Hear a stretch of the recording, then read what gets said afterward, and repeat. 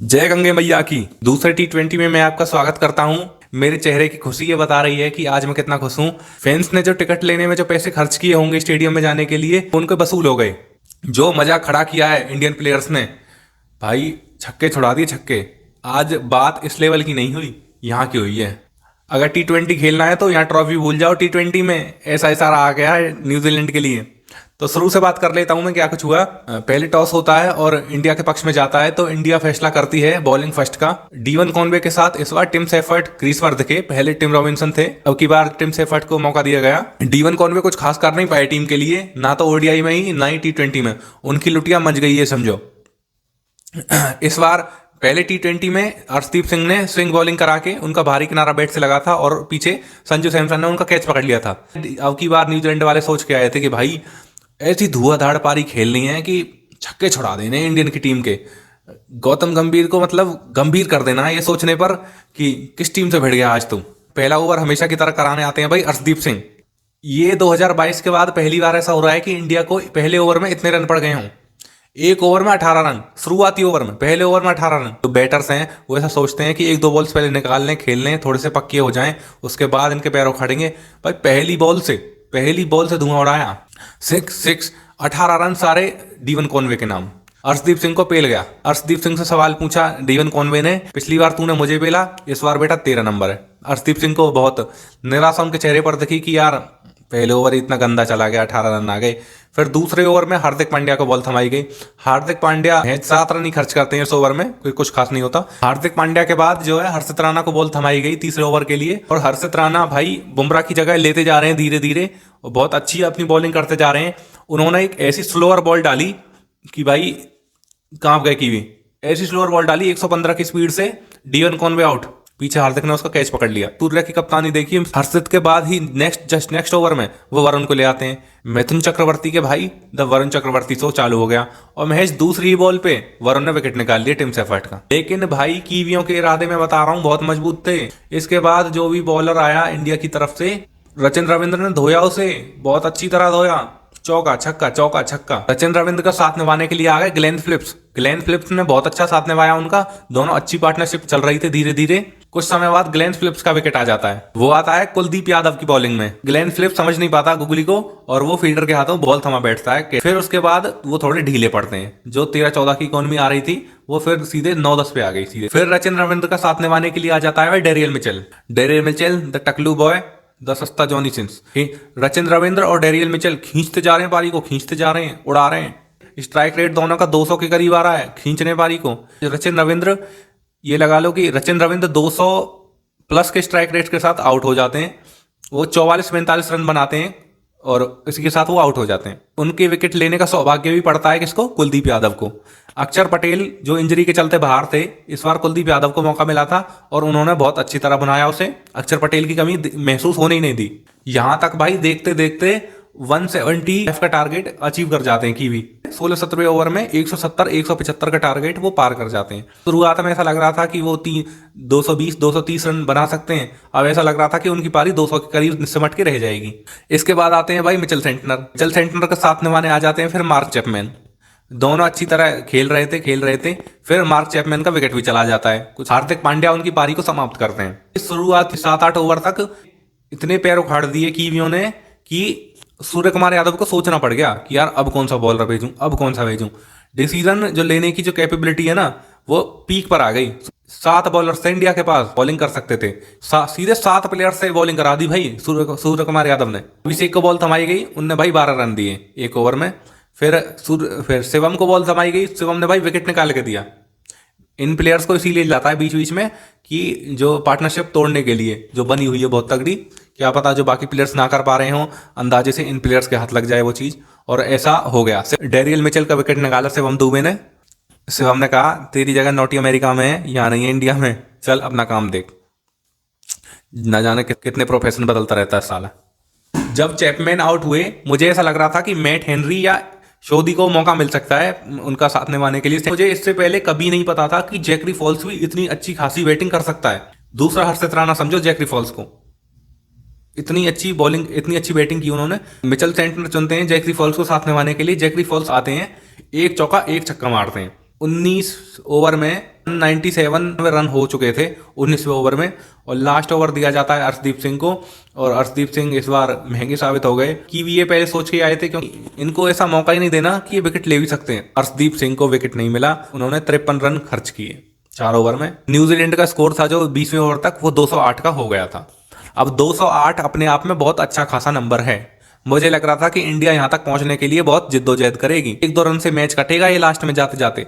India की batting जैसे ही शुरू में तो निराशा चमकी, मगर बाद में जो ईशान किशन शो और जो स्काई का शो हुआ है ना, दिमाग में जो बाकी प्रेशर थे ना वो सब याद ही नहीं रहे उनकी बैटिंग को देखते हुए। इंडिया की बारी आती है फिर बैटिंग करने की। संजू सैमसन और अभिषेक शर्मा आते हैं एज ओपनर। बॉल थमाई जाती है न्यूजीलैंड की तरफ से मैट हेनरी को। मैट हेनरी पहला ओवर फेंकेंगे।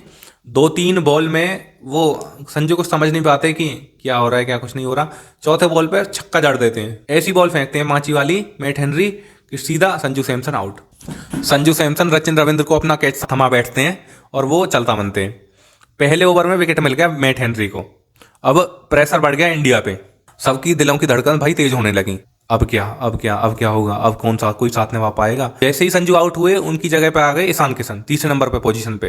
ईशान किशन पिछली बार इतना कुछ खास कर नहीं पाए, फिर जैसे तैसे ओवर निकल जाता है पहला। दूसरा ओवर फेंकने के लिए आते हैं जैकब डफी। जैकब डफी को मैं अपने आप में बहुत अच्छा खासा बॉलर मानता हूं। उनमें कैपेबिलिटी है बहुत अच्छी विकेट निकालने की, माइंड गेम्स बहुत अच्छे से खेलना जानते हैं वो। दूसरे ओवर की पहली ही बॉल अभिषेक शर्मा की आखिरी बॉल बन जाती है। उनके बैट का बाहरी किनारा लग जाता है और पीछे डीवन कॉनवे उसको पकड़ लेते हैं। इंडिया 6 रन पे 2 विकेट आ गई। मैच प्रेडिक्टर भी ये बता रहा था कि ये इंडिया के हित में केवल 30 या 35% है ये मैच। पिछली बारी जबरदस्त परफॉर्मेंस दिखाई थी अभिषेक ने।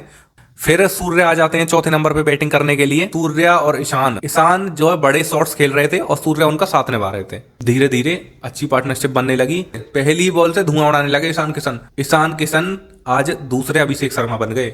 ईशान किशन ने इतनी सी भी कमी महसूस नहीं होने दी अभिषेक शर्मा की। ईशान किशन की 21 रन पे हाफ सेंचुरी हो गई, इतना तेज खेले वो। उनकी हाफ सेंचुरी हुई ईशान किशन की। 47 रन तो केवल बाउंड्री से थे, 3 या 4 रन थे जो उन्होंने ऐसे भाग कर लिए थे। केवल सूर्यवंशी वाली फीलिंग दिला दी ईशान किशन ने भाई, एकदम मजा खड़ा कर दिया। छक्का चौका पेल मचा दी।